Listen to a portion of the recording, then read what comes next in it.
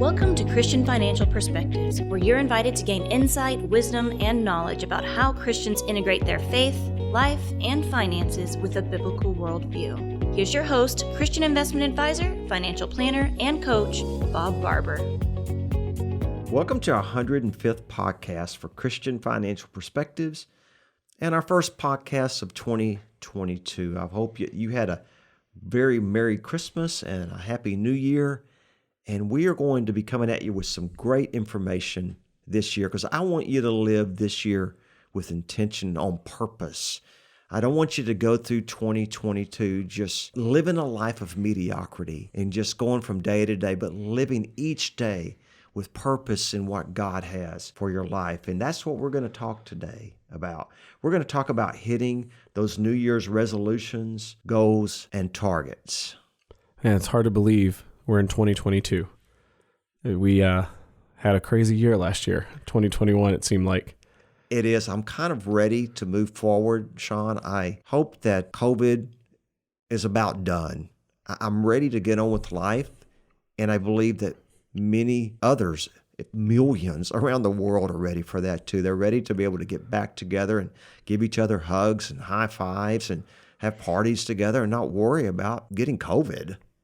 Yeah, I agree. I think people are still hoping that this can be considered no longer a pandemic, but I think the word's endemic, is what they call Epidemic? it. I think they're where it's more of like the flu. Each year, the flu, there's a bunch of different strains.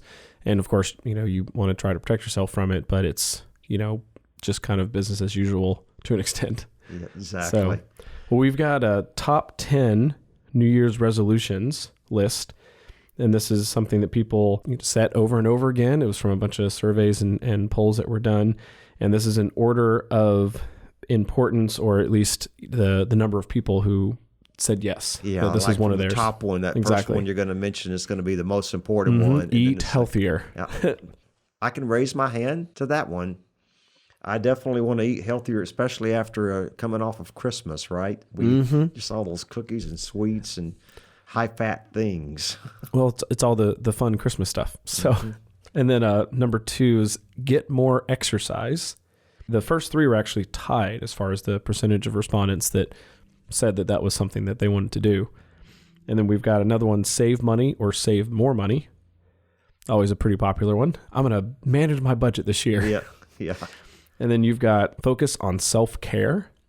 Could obviously mean a lot of different things. That's kind of the general category. Kind of goes along that line of get more exercise. Yeah. And eat right. Yeah. Mm-hmm. Or, maybe it's just, hey, I'm going to take a little me time every once in a while and de-stress.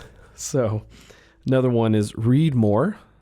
Always a good one. I'm kind of surprised by that one, but I'm glad to see that because it may not necessarily be a paper book. It may still be a digital reader of some kind. That's true. But still, it's still good. So on their iPhones so much and in media, reading, I believe, has become a lost art. And I'm glad to see that that's in the top 5, actually. I really like the reading. If you're not going to read on a paperback, at least if you have something that's one of those e-ink kind of a screens, because it doesn't make your eyes tired and it reads more like a real book, which is definitely nice. Another one is learn a new skill. Definitely can see that as being popular, even more so probably this past year with so many people working from home. It's like, well, I need to learn a new skill. Maybe I can find a job I can work from home. Learn a new skill, especially with what plumbers and electricians charge, at least here in Central Texas, just to show up. They're like, that'd be $200 or $300 if I just show up at your front door. Oh, goodness. So I'm like, learn how to do some of those So maybe things. learn how to do plumbing or electrical work. And on the electrical work, I would definitely say make sure you go through something that's accredited. Don't try to mess with the electricity on your own. Yeah. We don't just a little disclaimer there. There are some things I will always hire out. One of those is always, if our metal roof needs fixing, I'm not getting up there. No matter what they charge, it's going to be cheaper than the hospital bill. So Agreed. I'm the same way. I'm only in my 30s, but I'm not going to try to replace a roof. So another one would be make new friends. Definitely can understand that one. Sometimes it's hard to make new friends. Get a job or get a new job. No, Bob, I'm not one of those looking for that one. We're good. And we're down nearly to the end too, so I'm glad to hear that exactly. Take up a new hobby and also focus more on relationships. So that's the top 10. I'm glad to see that one too. That to focus more on relationships. Those are relationships with our family members especially. So researchers say about 60% of us make these New Year's resolutions, Shawn, but only 8% are actually successful 8%? in achieving them. Yeah. Wow. Why is that? Why is it every year we make these resolutions, but only 8% are successful in achieving them? I'm kind of setting Well, I'm you up for glad this you next asked, one. Bob, Yeah. because I kind of have the answer. Yes, you do. It helps when you can write things down, right? Yes, it does. So a famous Harvard Business School study from years ago found that 83 out of 100 people do not have any clearly defined goals or a target to aim at. 83 out of 100. Mm-hmm. Yep. Then we have, of the 17 people left that did have some goals, only three out of 100, only 3 of them actually ever wrote down their goals on a sheet of paper. So that's the key we're going to find, right? Mm-hmm. Is writing it down goals on paper. That's a little foreshadowing. So when Harvard concluded the study, the 3 out of the 100 people that had written goals were earning 10 times the income of the 83 people that didn't have any written goals. And they tended to be in both better health and have happier marriages. Wow. I know. They had 10 times. That's crazy. Yeah. That's why it's so important that we need to write down a goal and have a target. You know, speaking of a target, not Target the store, but target like okay, like a target, like something you're going to aim for. Yeah, something you're going to aim or goal. So, Shawn, what's the first thing? I'm going to set you up with a question. What's the first thing that you have to do when you want to hit a target? Well, the first thing I think of when I have to hit a target is to take aim, whether it's a firearm or bow or something in my life, kind of take aim and get ready. You're absolutely right. You do. You have to aim at the target, but there's something you have to do before that. Am I setting you up? Sounds like you're setting me up a little bit. You got to have the target. You got to go put the target out there. You got to put that target out there 40 or 50 yards that you're going to aim that bow and arrow at to hit it, right? Or that or the gun. So maybe if I went to the gun range, I don't just start shooting, but I've got to use that little arm thing that you put the target on and then you send it out however far you want. Yeah. So you actually that's fair. To have I'll let you have that one. Yeah. I mean, you got to have the target to aim for. So if you don't have the target to aim for in the first place, you're just shooting off into nowhere. That's a really good point. So speaking of setting those targets, Bob, I know there are many different target and goal setting methodologies. So do you think maybe you could share a little bit on those? Yeah, I want to share one I personally used for many years, and it's proven to be very effective in helping me to hit my goals and targets. And this goal system is called the SMAC method, SMAC. And each one of those, it's an acronym. So each one of those means something. The S in SMAC, that means specific, setting your goals and targets specifically for you personally, not what someone else wants, but what you want personally. Okay. The M in SMAC means measurable. That's where you set those goals that you can measure them along the way as it's going to hit that target. So don't think of it like when you're going to the hunting range or shooting range that you're just going to hit that target immediately. It could take a while. Yeah. Okay. So we've got specific, measurable. The A in SMAC means achievable. Aiming high is good, but it's not so high that it's impossible to reasonably reach your goal. Because what you're doing, if you do that, you're setting yourself up for disappointment. So if you just started at the gun range and you say, I want to be able to shoot this target at 1,000 yards, maybe set your goal a little bit lower because maybe that's not achievable. If you've never done it, just set it up at 30 yards. Yeah, exactly. So setting those achievable goals.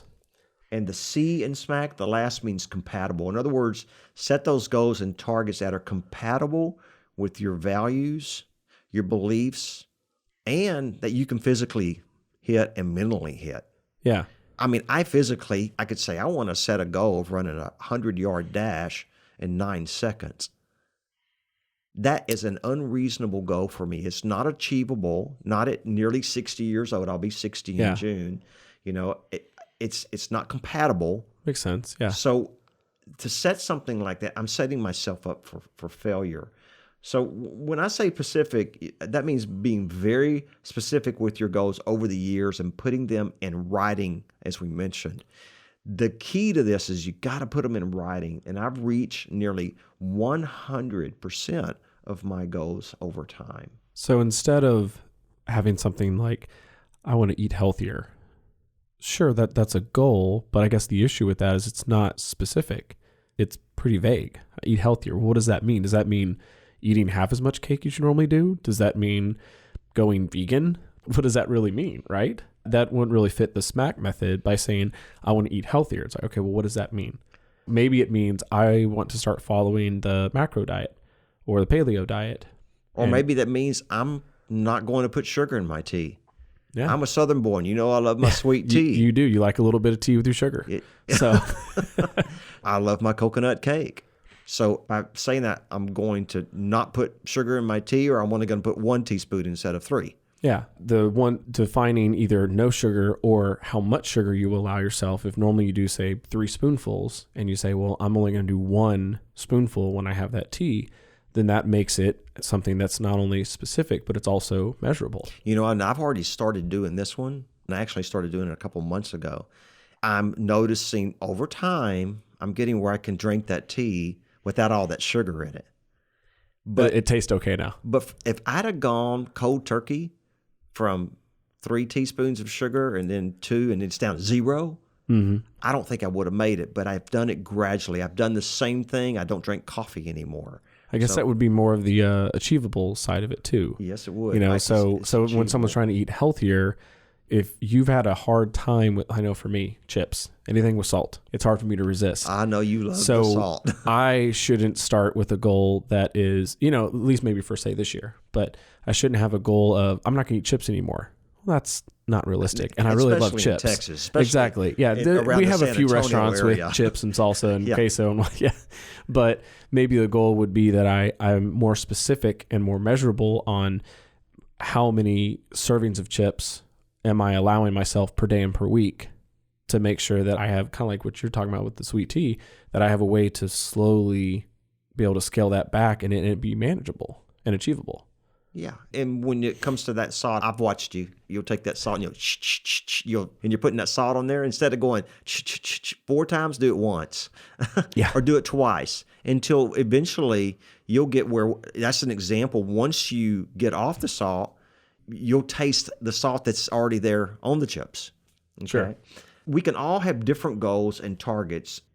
There's many different areas of our lives. And that's just what I want to encourage all of our podcast listeners, is set 5 or 6 or 7 different goals and targets for yourselves, but make them to you, not to somebody else. And in different areas of your life, which kind of goes into this next part. We've talked about a number of things that you would consider more physical, with the sweet tea and the chips and eating healthier. But the different goals and targets, these can be spiritually related. They, of course, can be physically related, like we've already talked about. They could be financially related. They can be mentally related. Maybe it's the reading more. You're wanting to read more and improve your memory and your cognition. You have relationally related. So people in your life, your spouse, your friends, your family.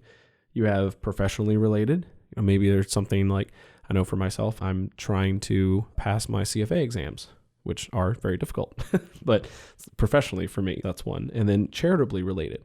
Something with giving back to the community, giving back to your church, giving to ministries. These are all different examples. An example of spiritual goals. This one could be enrolling in a small group Bible study, spending more time alone with God in prayer and meditation, getting back involved in your local church if you've been at home and not going back at all yet, or even making sure you read the Bible daily and getting involved in your local church. Just think about, even if you are still a little nervous with whatever's going on with COVID, that doesn't mean that you can't be involved with the church in the small group or in help. Like I've been helping with middle school at my church, even before Jen and I started going back. Just remember, the key is to make it SMAC. Yeah, you got to make it SMACs. specific, Exactly. Specific, measurable, achievable, and compatible. Mm-hmm. Now, I'll give you another example. So for physical goals, you want to be healthier. You want to work out more. Mm-hmm. Okay, well, maybe some specific examples would be taking a daily walk, or you are going to do some sort of aerobic exercise 3 to 5 times a week. Whatever it is that you need to start with. Maybe it's weightlifting 2 to 3 times a week. Something like that. Eating healthier meals, or even eating less. Like you talked about, Bob, I'm going to do 1 tablespoon instead of 3 tablespoons of sugar. Right. Another one could be getting in enough shape to jog a 5K. So not only do you have a SMAC goal of trying to get in better shape, but you have something that you can set as that specific target is, okay, on this date in April or May of this year, there's a 5K in my town. I want to be able to complete that 5K. And so now from here forward, you can set that SMAC goal and figure out what do you need to do to get there, because you don't just do it overnight. No, you don't. With any of these at goals. First, you just maybe want to run a quarter of a mile and then a half mile. Exactly. Or just start with walking a quarter of a mile. Yeah. But just again, the key is to keep it SMAC. Examples of financial goals could be paying off an old debt, building up cash reserves, getting on a daily and monthly budget, and actually sticking to that budget. And today there's so many great tools to help you do that. There's Quicken, and then there's Mint, and a lot of the credit unions and banks. They're all coming out with really good apps to help you with that, for that financial goal. Another good one would be actually from Crown. Financial. Crown They have Ministries. a one-pager budget planner. And what's so great about that, especially before you use, say, like a digital tool, is it kind of helps you think about all these different areas that when you think, how much do we spend per month, or how much do we need to spend per month? Well, this gives you so many different categories that you may not even think about and go, oh, we do spend money on that. And then once you have those goals, then you could use the plethora of tools that are available for free. Their website is crown.org, by the way. Yeah, if you just look up crown.org, I think it's budget worksheet, you should be able to find it. There's also, of course, Dave Ramsey, who's Absolutely. so well known. And I've taught Financial Peace University many times. And you can go onto his website, just Google Dave Ramsey, you'll find him. Which is also a good one. Even if you're not in debt, it's still a really good program to go through, especially if you're earlier in your career, your family, maybe you've been doing this for a while. But yeah, it's a great program. You used to have to wait to go to one in a church, and now everything's online too, so you can do that. Okay. But again, that key, you got to make it SMAC. Yeah. Or smack it. Another area, mental goals. So examples of that could be sharpening your mind through, like we said, reading more.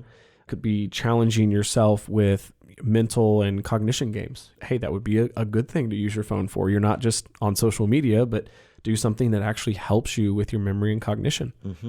Just, again, keep it SMAC. Example we talked about, we said relational goals. Well, this could be where you're spending more quality time with your spouse or kids or grandkids. And let me tell you, I love to sing. A lot of our listeners will remember a program called Family Life with Dennis Rainey. And Dennis used to say something. I knew Dennis Rainey. He knew our family real well. And he had a program that was nationwide on Christian Talk Radio. And he said, I've never met a man on his deathbed that says, I wish I'd worked more. But he wished he'd spent more time. And we're talking quality time.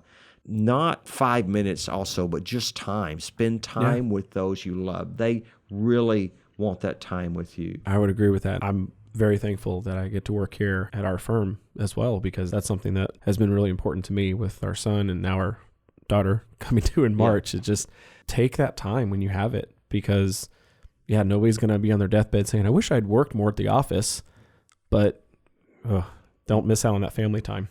And we mentioned some professional goals. Shawn, I know you're getting a special designation. You're actually trying for 2, the Chartered Financial Analyst and the Certified Financial Planner. So no pressure, right? Now that it's exactly. been on air. That's a pretty hard one. And I know you have a last one here. Yes, sir. The last one is going to be our charitable goals. So, these could be, maybe it's working several days a quarter with Habitat for Humanity, or going on a mission trip, this year, just to help out, give more time or financial resources. And you don't have to take a mission trip over to Africa. I mean, not to say that you shouldn't, but you don't have to go all the way across the world. You could do some mission work right in your own town. Exactly. There's plenty of it. I can tell you, here in New Braunfels, there's a lot of it. Yeah. One of my favorite things for that is I know each year our church is not very old. We're only about 3 years old, but each year we have joined together for putting together meals and working with like food banks and stuff to be able to actually deliver meals to families who are not necessarily, it's not like homeless, but it's just people who are undernourished, or as far as like just income, that they're not going to have a full Thanksgiving meal. And so that's something where we didn't have to go to Africa or Mexico or something like that for it. It's right here in town. What's some other examples of goals we didn't touch on today? I have these for you, Shawn. Yeah, so some other ones, which they kind of still fall underneath the ones we mentioned, but, family goals. Maybe it might be able to spend more time with my kids, like specifically, or something else with your family. It could be a special skill you may want to learn. Like we mentioned, the plumbing. Again, don't try the electrical unless you're with a trained professional. That's not probably one you want to pick up by yourself. Another one might be a travel goal for the year. Maybe hiking the Appalachian Trail.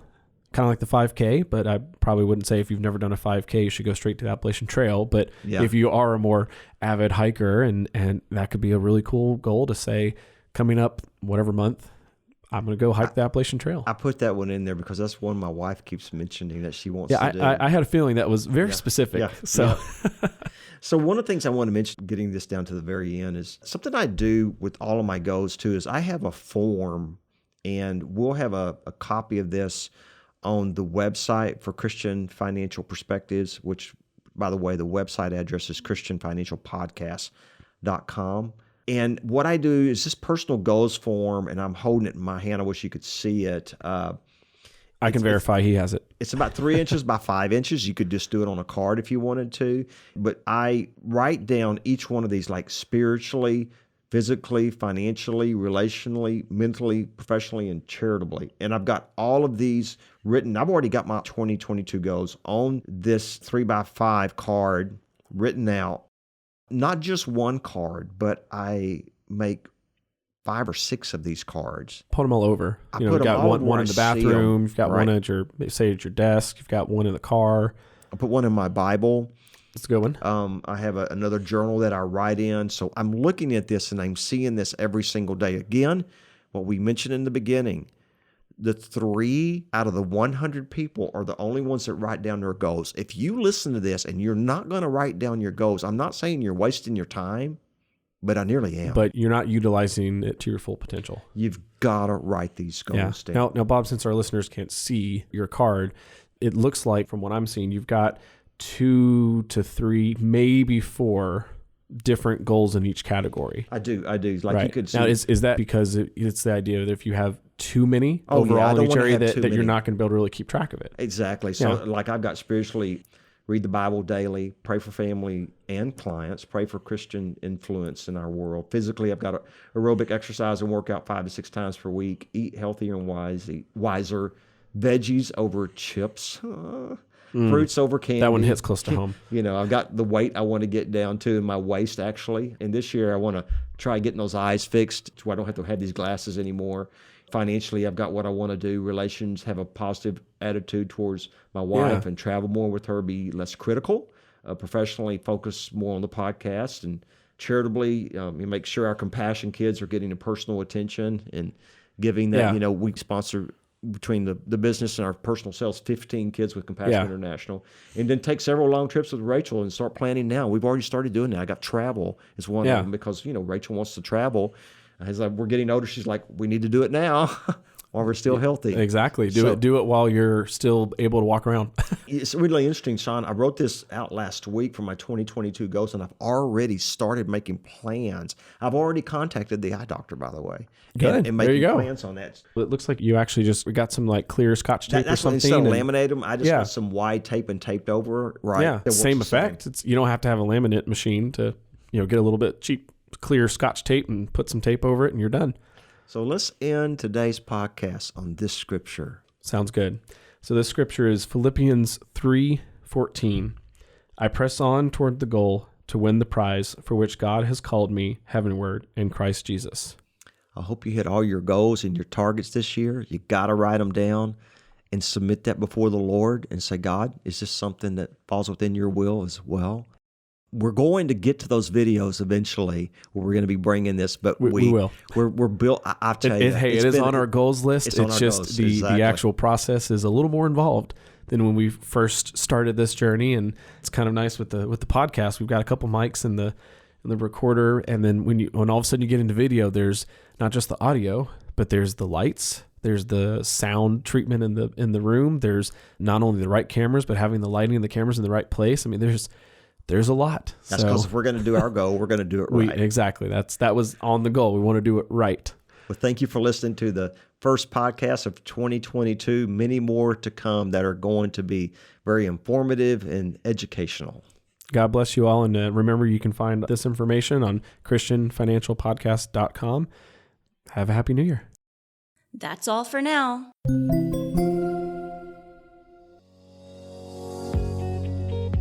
We invite you to listen to all of our past episodes covering many financial topics from a Christian perspective. To make sure you don't miss any of Bob's upcoming episodes, you can subscribe to Christian Financial Perspectives on iTunes, Google Podcasts, Spotify, Stitcher, or Amazon Music. To learn more about integrating your faith with your finances, visit ChristianFinancialAdvisors.com or call 830-609-6986. Investment advisory services offered through Christian Investment Advisors, Inc., DBA Christian Financial Advisors, also known as Christian Financial Advisors Management Group, a registered investment advisor. Comments from today's show are for informational purposes only and not to be considered investment advice or recommendations to buy or sell any company that may have been mentioned or discussed. The opinions expressed are solely those of the host, Bob Barber, and his guests. Bob does not provide tax advice and encourages you to seek guidance from a tax professional. While Christian Investment Advisors believes the information to be accurate and reliable, we do not claim or have responsibility for its completeness, accuracy, or reliability.